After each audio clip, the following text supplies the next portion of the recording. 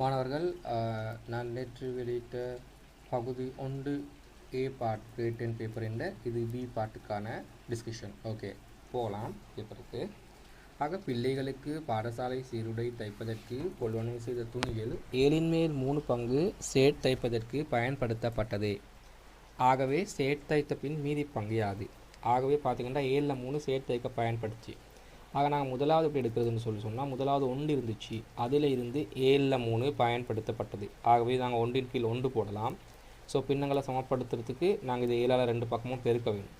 ஆகவே 7ஆல் பெருக்கணும்டா 7/7 சாய 7/3. ஆகவே ஆன்சர் 7/4. ஆகவே சொல்கிறாங்க அடுத்து என்னென்னா, சேட் தைத்த பின் எஞ்சிய துணியின் 4/1 பங்கு காட் சட்டை தைக்க பயன்படுத்தது. ஆகவே மிஞ்சது எவ்வளோண்டா 7/4. ஆகவே மிஞ்சது எவ்வளோண்டா 7/4. இதில் பெருக்கல் 4/1. ஆகவே இந்த 4/4 கட் பண்ணலாம். 7/1 பங்கு. இது என்ன செய்கிறாங்கன்னா, இது அவங்களுக்கு காட் சட்டை தைக்க பயன்படுத்தப்பட்டது. ஆக இந்த ரெண்டையுமே தைத்ததுக்கு பிறகு எஞ்சி உள்ளது. ஆகவே சேட் தைச்சதுக்கு எவ்வளோ பயன்படுத்தப்பட்டுச்சுன்னு சொன்னால் 7/3. ஆகவே 7/3 ப்ளஸ் இங்கே காட் சட்டை தைக்க 7/1. ஆக மொத்தமாக 7/4 பயன்படுத்தப்பட்டிருக்கு. எஞ்சிய துணியின் அளவு 6 மீட்டர். அப்போ ஆரம்பத்தில் கொள்வனவு செய்த துணியோட அளவு இவ்வளோன்னு கேட்குறாங்க. ஆக பாருங்கள், மொத்தம் ஃபஸ்ட்டுக்கு 7/7 இருந்தது. இப்போ எவ்வளோ இருக்குண்டா 7/4 பயன்படுத்தப்பட்டது. ஆக மீதி 7/2. ஆகவே இந்த 7/2 எவ்வளோன்னு சொல்கிறாங்கன்னு சொன்னால் 6 மீட்டர்.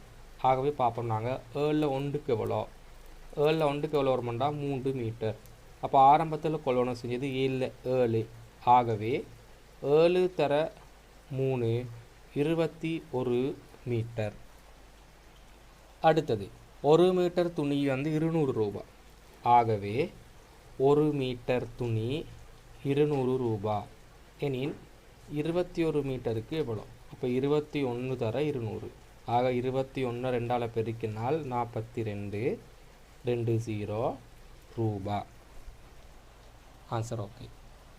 ரெண்டாவது கேள்வி, ABCD என்னும் செவ்வக வடிவ காணி காட்டப்பட்டிருக்கு. காணியிட பரப்பு, செவ்வக காணியிட பரப்பு நீளம் தர அகலம்.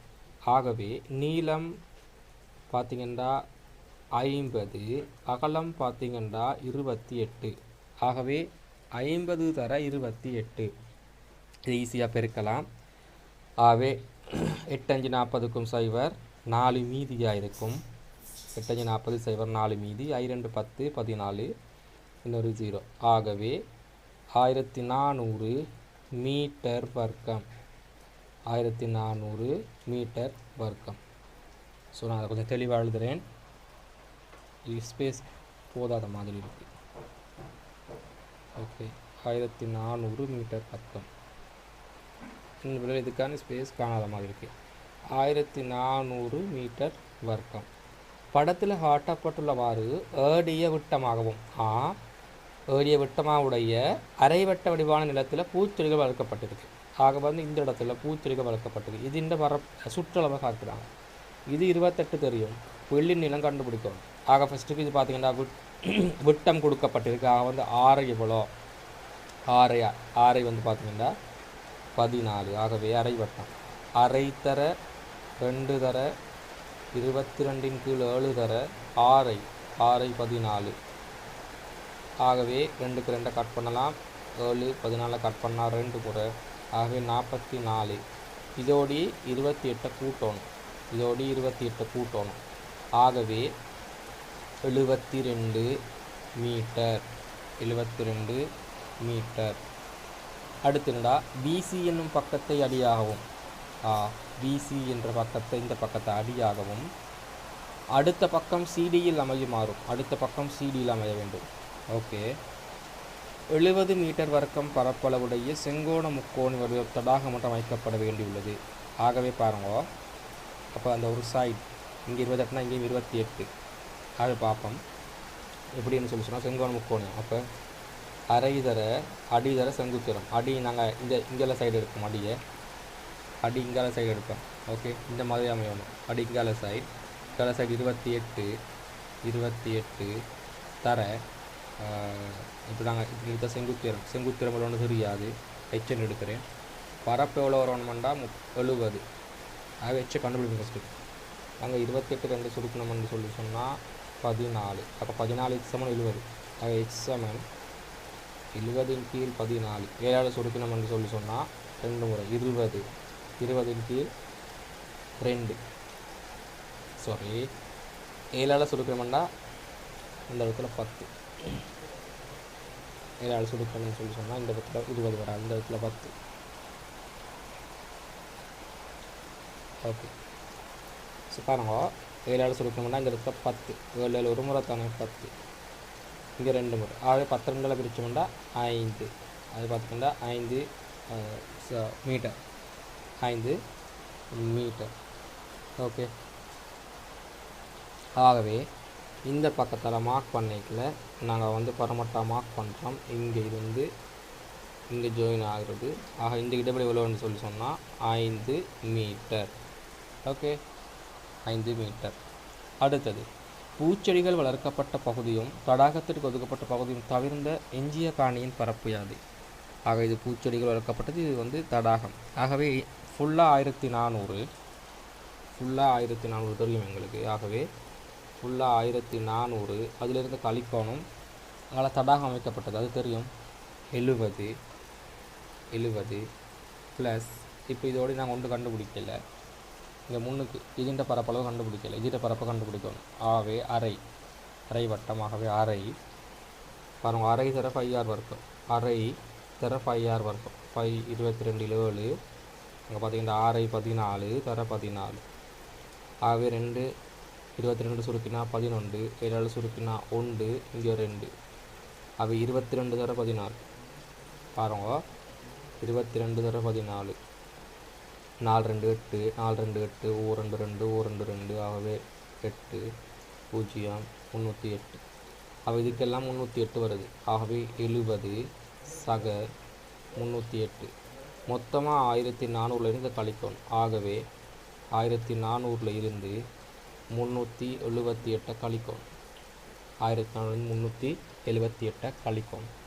ஆகவே இப்போ எங்களுக்கு ஈஸியாக இதுக்கான ஆன்சர் எடுக்கலாம். பாருங்க, 400 328 கழிப்போம். ஆகவே பார்த்தீங்கன்னா வந்து 22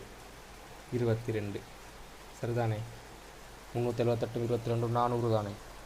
8 2 10 மிச்சம் 9 செய்வார். ஆகவே 1000. ஆகவே 1022 பரப்பளவு கேட்குறாங்க, மீட்டர் வர்க்கம். அடுத்தது, வாகன உற்பத்தி நிலையம் ஒன்றில் உள்ள 15 மனிதர்கள் 9 நாட்களில் வாகனம் ஒன்றை வடிவமைப்பார்கள். ஆகவே மனித நாட்கள் 15 தர 9. ஆக 9 45 4 மீதி 9 9 9 4 13 135 மனித நாட்கள். மேலே உள்ள 15 மனிதர்களும் 3 நாட்கள் வேலை செய்த பின்னர் அவர்களில் 5 பேர் விடுமுறை பெற்று சென்றனர். ஆக முதல் 3 நாளும் எல்லாரும் வேலை செஞ்சுக்கிறாங்க. ஆகவே 15 பேரும் 3 நாள் வேலை செஞ்சால் 45 மனித நாட்கள் வேலை முடிஞ்சிட்டு. ஆகவே மிகுதியாக உள்ள 10 மனிதர்களும் வாகனம் ஒன்றை வடிவமைக்க எத்தனை மேலதிக நாட்கள் எடுப்பார்கள்? ஆகவே மொத்தமாக 135 இருக்குது. ஆகவே 3 நாளில் எவ்வளோ முடிஞ்சிச்சுண்டா 135 இருந்து 45 கழிக்கணும். ஆகவே பார்த்திங்கன்னா 90. மிச்சம் எவ்வளோ இருக்குன்னா 90 மனித நாட்கள் இருக்குது. இந்த 90 மனித நாட்களையும் 10 பேர் தான் முடிப்பாங்க. ஆகவே 90 10ஆல் பிரித்தா மொத்தமாக எவ்வளோன்னு சொல்லி சொன்னால் 9 நாட்கள். ஆகவே இங்கே பார்த்தீங்கன்னா இப்போ 9 நாட்கள், ஆல்ரெடி 3 நாட்கள், மொத்தம் 12 நாட்கள் வேலை செஞ்சுக்கிறாங்க. ஆனால் இந்த இடத்துல 9 நாளில் முடிச்சிடுவாங்க. ஆகவே எவ்வளோ மேலதிகமாக போகுதுன்னு சொல்லி சொன்னால் 12 நாளில் இருந்து 9 நாளை கழிச்சா 3 நாட்கள் மேலதிகமாக போகுது. மேற்படி வேலையில் ஈடுபடும் தொழிலாளர் ஒருவரில் ஒரு நாள் சம்பளம் 3500. விடுமுறை பெற்ற ஒருவரும் விடுமுறை பெறாத ஒருவரும் பெற்ற மொத்த சம்பளத்துக்கு இடையிலான வித்தியாசம் யாது? ஆக விடுமுறை பெற்ற ஒருவர் 3 நாள் வேலை செஞ்சிருப்பார். ஆகவே 3500 3. ஆகவே 3 15, 1 மிச்சம் 3 9 10. ஆகவே 10,500 ரூபாய். இது விடுமுறை பெற்றவர். விடுமுறை பெறாதவர் மொத்தமாக 12 நாள் வேலை செஞ்சிருப்பார். ஆகவே 3500 தர 12. ஆக சரி, நாங்கள் 35 12 பெருக்கி பார்ப்போம். 2 10க்கு சரி 2 மிச்சம், 3 2 6 3 7, 1 5 5, 1 3 3, 5 5 12 2 2 மீதி 4. ஆகவே 420 2 2 0. ஆக 42,000 ரூபா. வித்தியாசம் எவ்வளோ? 42,000 ரூபாயில் 10,500 ரூபா கழிங்க. அது 0 0, இங்கே 10 5 போனால் 5, 1 4 1 போனால் 3. ஆகவே 31,500 ரூபா. It's also easy. அடுத்ததாக 4வது தொடைகள் கேள்வி. அகிலத்தொடை 1 இலிருந்து 9 வரை உள்ள எண்கள் A 0க்கும் 10க்கும் இடையுள்ள முதன்மை எண்கள். நான் ரஃபாக போட்டுக்கொள்கிறேன். 2 3 5 7 9 வராது. ஒற்றை எண்கள் 1 3 5 7 9. ஆகவே இதை என்ன செய்யணும்னு பார்ப்போம். இப்போ கேள்வி அடுத்த பக்கத்தில் அகிலத்தொடையின் மூலகங்கள். ஓகே, அதாவது அகிலத்தொடையை மூலகங்களில் எழுதுகலாம். ஓகே, முழு எண்கள் தானே எழுதலாம். ஆகவே கட்டாயம் நீங்கள் இரட்டை இழப்பு எழுதணும். 1 2 3 4 5 6 7 8 9. ஏ எனும் தொடையை மூலகங்களில் எழுதுக. இங்கே இப்படி காட்டலாம். அகிலத்தொடை சமன். அவை ஏ சமன் முதன்மை எண்கள் தானே 2 3 5 7. பி எனும் தொடை ஒற்றை எண்கள் 1 3 5 7 9. தரப்பட்டுள்ள வெண்ணுருவில் மேற்கூறப்பட்ட தொடைகளின் மூலகங்களை வகை குறிக்கலாம். பாருங்க, இது ரெண்டுலேயுமே என்ன இருக்குதுன்னா 3 இருக்குது. ஆகவே நடுவில் 3. வேறு என்ன இருக்குதுன்னா ரெண்டுலேயுமே 5 7. ஆகவே 3 5 7. நான் கொஞ்சம் ஜூம் பண்ணிக்கொள்கிறேன், இல்லாட்டி எனக்கு எழுதுறதுக்கு இடம் காணாது. ஓகே, 3 5 7. ஒரு நிமிஷம். ஓகே, 3 5 7. அப்போ 7 அதை தவிர இருக்கிறது. 7 பாருங்கள், 2 3 5 7 2 குறிச்சாச்சு. 5 ஓகேலாம் செட். பியில் 1 3 5 7 9. அப்போ இங்கே 1 வரலாம். பிக்கு மட்டும் 3 குறிச்சாச்சு, 5 குறிச்சாச்சு, 7 குறிச்சாச்சு, 9 இங்கே. இது இல்லாமல் வேறு ஏதாவது நம்பர்ஸ் இருக்கான்னு கேட்டால் 1 குறிச்சி பட்டைக்கு 2 3 4 இங்கே எதுவுமே குறிக்கப்படல. இப்போ 4 வெளியே வரும். 4 5 6 வெளியே வரும். 7 குறிக்கப்பட்டிருக்கு. 8 வெளியே வரும். 9 குறிக்கப்பட்டிருக்கு. ஆகவே எல்லாத்தையுமே வகை குறிச்சாச்சு. என்னே தவிர என் அகிலத்தொடை என்பவற்றை காண்க. NA இடவழி காணாது. சரி, நான் இங்கே காண்றேன். நம்பர் ஆஃப் ஏ என்னென்னா நம்பர் ஆஃப் ஏட எண்ணிக்கை எவ்வளோன்னு சொன்னால் பாருங்க. 1 2 3 4. NA சமன் 4. NA தவிர எவ்வளோ இருக்குது? ஏ நிரப்பி ஏ தவிர எவ்வளோ? 1 2 3 4 5. ஓகே, நம்பர் ஆஃப் அகிலத்தொடை எவ்வளோ இருக்குது? மொத்தமாக அகிலத்தொடை நான் எழுதுனதை பார்க்கலாம். பாருங்கள், எல்லாம் சேர்த்துனது 1 2 3 4 5 6 7 8 9. அதுவும் ஓகே. என்பவற்றை காண்க. இதிலிருந்து இதை சொல்லணும். இதிலிருந்து என்னே தவிர என் அகிலத்தொடை இன் தொடர்பு எழுது. தொடர்பு என்னென்னு சொன்னால் பாருங்க, 4 5 கூட்டினா 9 வருது. ஆகவே என்ன தொடர்புண்டா நம்பர் ஆஃப் ஏ கூட்டல் நம்பர் ஆஃப் ஏ தவிர A dash equal to number of அகிலத்தொடை. அவ்வளவுதான். ஐ திங்க் விளைச்சுன்னு நினைக்கிறேன். மாணவர் குழு ஒன்றிற்கு பிடித்தமான உணவு வகைகள் பற்றிய ஆய்வு. ஓகே, மாணவர்கள் குழு ஒன்றுக்கு பிடித்தமான உணவு வகைகள் பற்றிய ஒரு ஆய்வு. அதில் என்ன மாதிரி மூவ் பண்ணாங்கன்னு தரப்பட்டிருக்கு. ஓகே, அப்பம் விரும்பிய மாணவரின் எண்ணிக்கை மொத்த மாணவரின் என்ன பின்னம்? அப்பம். ஓகே, அப்பம் 90. 90ன்னு சொல்லி சொன்னால் 360ல் 90 அதை பற்றி பின்ன கண்டுபிடிக்கலாம். மொத்தம் வட்டத்தில் 360 அதில் 90 அது பிரிச்சிங்கண்டா 1 கீழ் 4 வரும். அப்பம் விரும்பிய மாணவரின் எண்ணிக்கை 45. பாருங்கள் 90 அரைவாசி 45. அப்படியா இருந்தால் ஆய்வுக்குட்படுத்திய மாணவரின் மொத்த எண்ணிக்கை யாது? இது பாருங்கள் 90ல் அரைவாசி. அப்போ முழு வட்டத்தில் தான் ஆய்வுக்கு உட்படுத்தினாங்க. முழு வட்டம் 360. ஆகவே 360 அரைவாசி. ஆக 360 அரைவாசி. ஆகவே ஆய்வுக்கு உட்படுத்தினவங்க 180 பேர். பால் சோறு சாப்பிட்டவரை குறிக்கும் ஆரைச்சிறை கோணம் யாது? பாட்சோறு. ஸோ எல்லாத்தையும் கூட்டினா 360 வர வேண்டும். பாருங்கள் 90 90ம் 60ம் 150. ஓகே 150ம் 70ம் 150ம் 70ம் 220. ஆகவே 360ல் 220 கழிக்கணும்.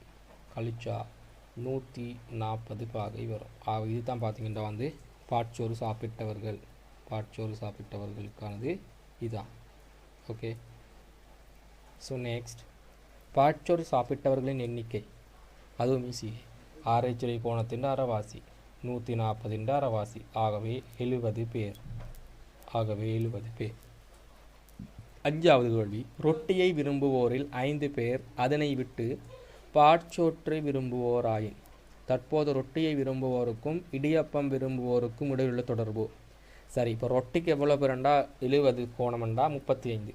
அப்போ அதில் 5 பேர் என்ன செய்கிறாங்கண்டா அதை விரும்ப இல்லையா, அதை விரும்பாமல் போகிறாங்களா, அதை விரும்பாமல் என்ன செய்கிறாங்கன்னு சொல்லி சொன்னால் வந்து பாட்சோறு விரும்புகிறாங்களாம்.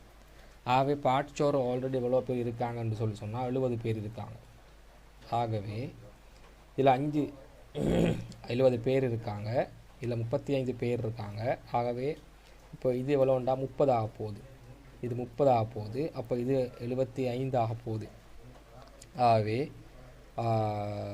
இடியப்பம் விரும்புவோருக்கும் உள்ள தொடர்பு. அப்போ வந்து பார்த்திங்கன்னா வந்து ரொட்டியை விரும்புவோருக்கும் இடியப்பம் விரும்புவோருக்கும் இல்லைன்னா தொடர்பு கேட்குறாங்க. ஆகவே இங்கே எண்ணிக்கையும் பார்த்திங்கன்னா 60 பாகைண்டா 30 பேர். அரைவாசி 30 பேர். இங்கேயும் பார்த்திங்கன்னா 35 பேர் இருந்தாங்க, அதில் 5 பேர் போனால் 30 பேர். ஆகவே தொடர்பு தானே கேட்குறாங்க. தொடர்பு என்னன்னு சொல்லி சொன்னால் வந்து சமன். 2 பேருடையுமே இரண்டையும் விரும்புவோர் சமமாக காணப்படுவார். ஆகவே இதில் ஏதாவது டவுட்ஸ் ப்ராப்ளம்ஸ் இருந்துச்சுன்னு சொல்லி சொன்னால் கட்டாயமாக எனக்கு வாட்ஸ்அப் பண்ணலாம், இல்லை உங்களுக்கு கமெண்ட் செக்ஷனில் அடிக்கலாம் போய். ஓகே, ஸோ அடுத்த வீடியோவில் நாங்கள் சந்திக்கலாம். அது வரைக்கும் இதை ஷேர் பண்ணுங்கள் ஃப்ரெண்ட்ஸுக்கிட்டே. ஓகே.